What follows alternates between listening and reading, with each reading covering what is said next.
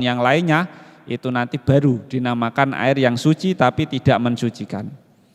Dan tidak boleh, kalau tidak mensucikan berarti tidak boleh kita untuk dibuat untuk wudu, seperti air kopi kok nggih wudu, air gula nggih wudu.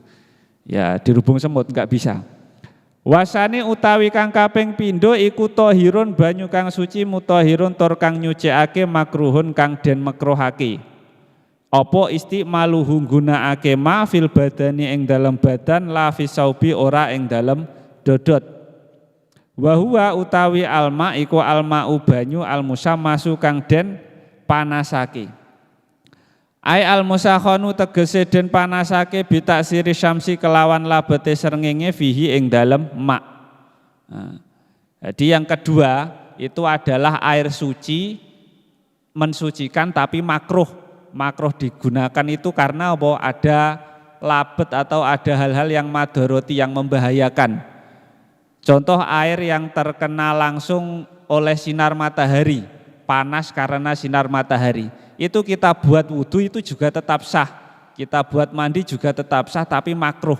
Makruh itu ndak dianjurkan. Karena apa?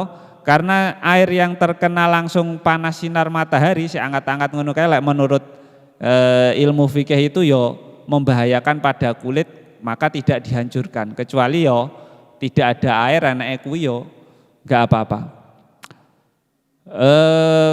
Jadi air yang makruh untuk digunakan di dalam badan bukan untuk mensucikan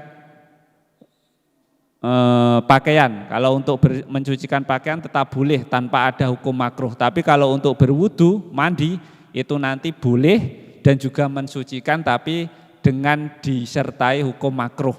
Hukum makruh itu kalau ada air yang dingin lebih baik pakai yang dingin saja, bukan yang karena disebabkan oleh panas matahari.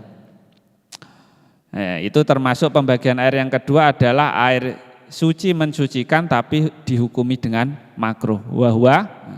Wa inna ma yukrahu lan angin pestine den makruhake syar'an ing dalam cara syarae bikotrin sebab ono pecahan harin kang panas fi inain ing dalam wadah muntabiin kang den citak ila inain nakdaini kejaba wadah saking emas lan perak li sifain kang bening apa jauh haruhuma kahanane nakdain. Bahwasanya hal itu dimakruhkan. Dimakruhkan kenapa kita pakai ketika wudhu pakai air yang dipanaskan dengan panas sinar matahari itu sebab ada elemen panas yang nanti bisa membahayakan pada kulit. Itu dilihat dari konteks fikihnya seperti itu. Kecuali wadahnya itu wadah yang terdapat pada emas ataupun perak, itu nanti tetap kita bisa pakai wudhu tanpa adanya hukum makruh karena tidak akan tercampur sifat panas dan juga materi yang ada di tempat air tersebut. Jadi kalau air yang wadahnya itu selain emas dan perak itu dikhawatirkan elemennya itu tercampur dengan air yang kita pakai untuk wudhu. Wa idza baroda lan ing dalem nalikane adem apa mak zalat mongko ilang apa alkarohatu hukum makruh. Tapi beda lagi ketika airnya nanti sudah hilang sifat panasnya atau menjadi dingin. Lah hukum makruhnya itu nanti menjadi hilang. Nah, itu adalah penilaian dari segi fikih. Waktaro, karena ada hadisnya juga, karena makruh. Kanjeng Nabi itu juga bilang, jangan, cara bahasanya jangan itu tidak sampai sama sekali tidak dipakai. Jangan wudhu di air yang terkena panas matahari, kecuali adem. Meskipun kita pakai wudhu nanti tetap sah, tapi hukumnya tetap makruh. Waktaro lan milih sapa An-Nawawi Imam Nawawi adamal karohati ing ora anane makruh mutlakon kelawan mutlak. Tapi Imam Nawawi itu memilih untuk tidak adanya kemakruhan dalam air yang suci mensucikan. Itu pendapatnya Imam Nawawi. Tidak ada hukum makruh. Pokoknya itu air tetap mutlak, entah itu terkena panas atau tidak. Menurut Imam Nawawi itu tidak masalah, dipakai tidak apa-apa. Jadi ini itu cuma khilafnya ulama. Jadi terserah kita mau pakai atau enggak. Kalau yang lebih ikhtiyat, lebih berhati-hati ya kita pakai yang air sing rada adem wae.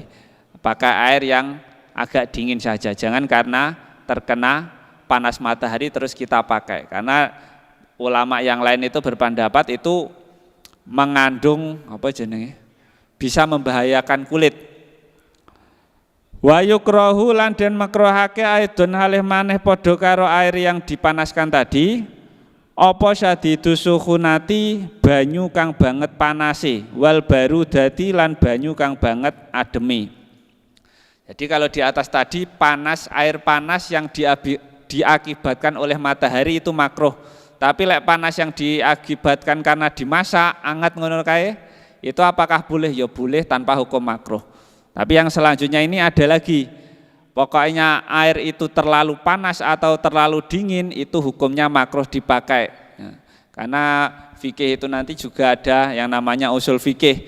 Ketika hukum itu nanti ada yang madoroti terhadap tubuh, itu nanti hukumnya juga bisa berbeda.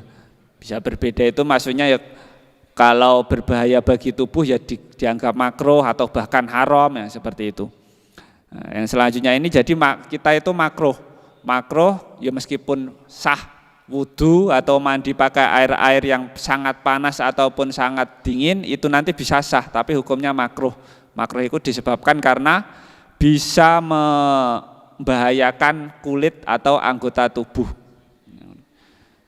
Ketika kita di Antartika wudu pakai air dingin, anaknya dingin ya wudu kayak itu aja. Tapi ketika kita itu di kondisi yang biasa, ini air dingin, air biasa ataupun air yang panas ya pakai yang air biasa baik.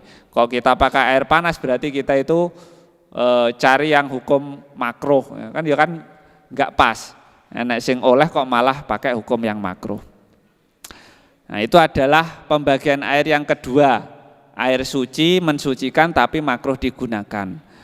Yang selanjutnya adalah air yang suci tapi tidak bisa mensucikan, termasuk air kopi dan yang lainnya nanti.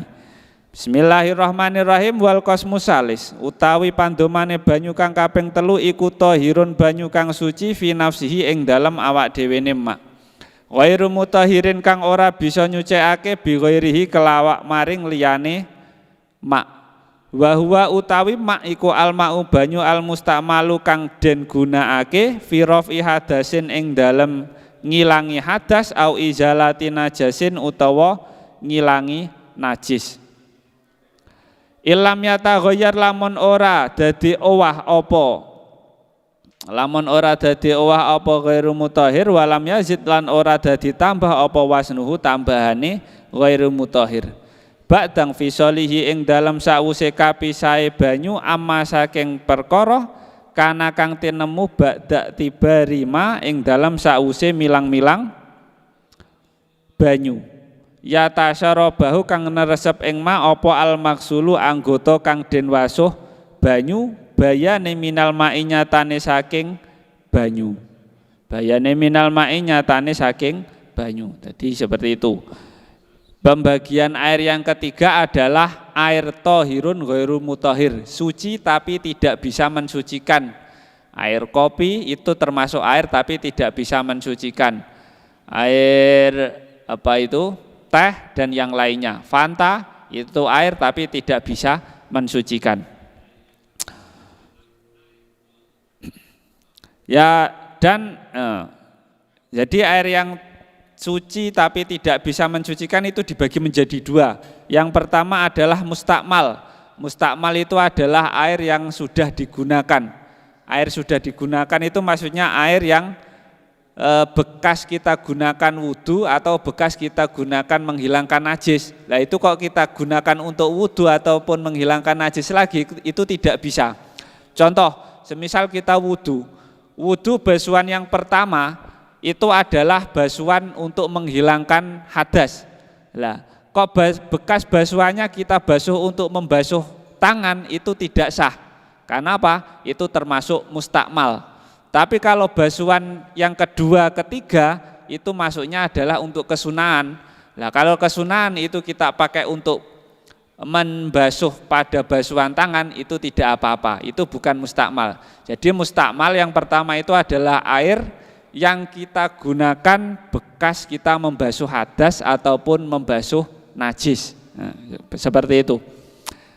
Kadang kalau kita berwudu terus enggak membasuh wajah tanpa mengambil air baru lagi langsung diusapkan ke tangan itu tidak sah kalau diambilnya dari basuhan wajah yang pertama.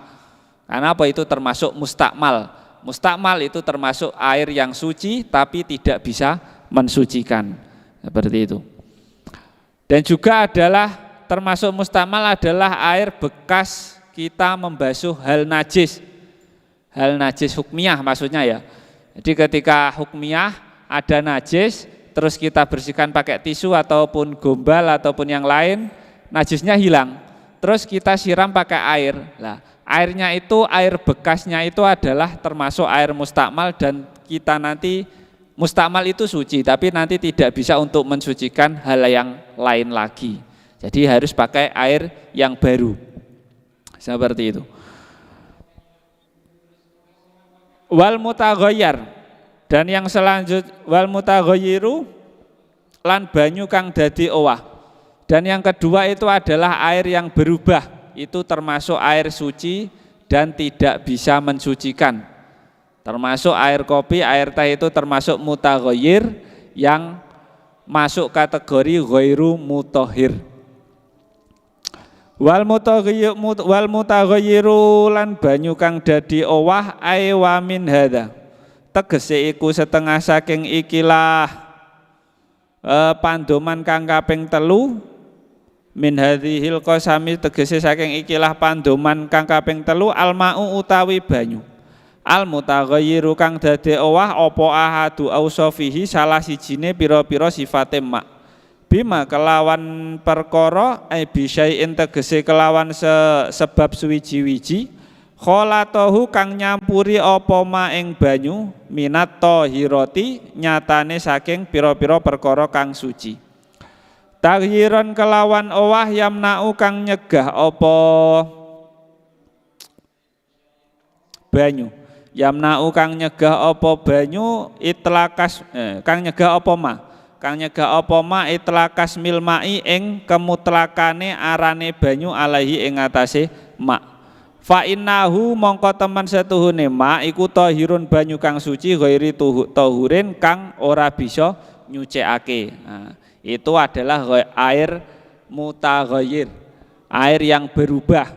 Yang berubah di sini maksudnya gimana? Adalah air yang berubah salah satu sifatnya bima dengan sesuatu yang mencampur pada air tersebut. Kholatahu minat thahirah, yang mencampur pada air suci tersebut.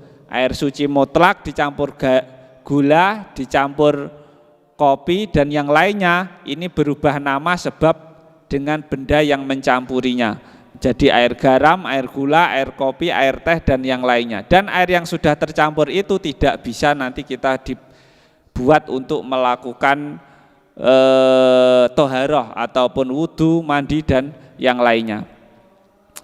Tapi kalau berubahnya nama air itu sebab tempat itu tidak masalah karena kemutlakan air itu masih tetap. Tapi kalau qayyidnya adalah bercampur dengan sesuatu sehingga sesuatu tersebut merubah nama air menjadi air kopi, teh dan yang lain, itu nanti berubah statusnya menjadi mutaghayyir, air suci tapi tidak bisa mensucikan. Nah, seperti itu. Fa innahu tahirun ghairu mutahhir, maka air tersebut dinamakan air suci tapi tidak bisa mensucikan. Hisian kana ataghiru, hisian iku bangsa ketinggalan kana ana apa ataghiru wa au takdiron utawa bangsa kira-kira. Entah itu nanti berubahnya itu bisa dilihat dengan mata telanjang ataupun cuma perkiraan. Semisal air ini dicampur dengan garam, warnanya tetap bening, tapi kita tahu bahwa ini tadi bercampur dengan garam namanya